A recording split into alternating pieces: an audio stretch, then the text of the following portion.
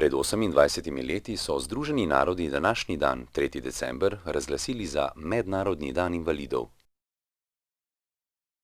Po svetu živi več kot milijarda ljudi z eno od oblik invalidnosti, v Sloveniji pa okoli 170 tisoč, kar predstavlja 8,5% vse populacije.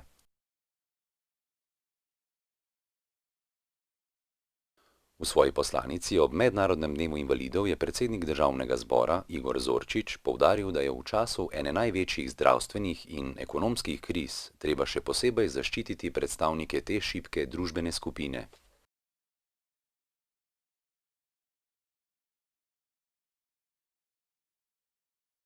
Obeležitev Mednarodnega dneva invalidov je vsakoletna priložnost za poglobljen pogled v aktualni položaj invalidov v naši družbi. A zgolj pogled ni dovolj. Pomembno je, da ob tem krepimo tudi zavedanje in podporo njihovi enakovredni in enakopravni vključenosti v prav vse vidike družbenega življenja.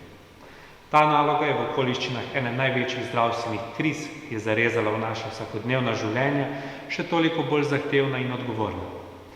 Epidemija je še dodatno razgalila ranljivost že tako šibke družbene skupine in jasno pokazala, da je treba narediti več korakov naprej, izboljšati socialno varnost, možnosti za zaposlovanje, urediti področje dolgotrajne oskrbe in še številna druga področja, vključno z zagotovitvijo enakopravnosti slovenskega znakovnega jezika z vpisom v slovensko ustavo. A za ureditev navedenega ni dovolj le sprejemanje ustreznih predpisov, temveč tudi in predvsem spodbujanje in krepitev vrednot solidarnosti in polnopravnega vključevanja invalidov v družbo v najširšem pomenu te besede. Tudi zato v Državnem zboru z namenom ozaveščanja že vrsto let gostimo številne dogodke, ki osvetljujejo različne invalidnosti, naš najvidnejši naslednji korak pa bo zagotovo podpora omenjeni spremembi ustave. Naša skupna naloga je, da naredimo vse za dejansko polno upoštevanje invalidov v družbi.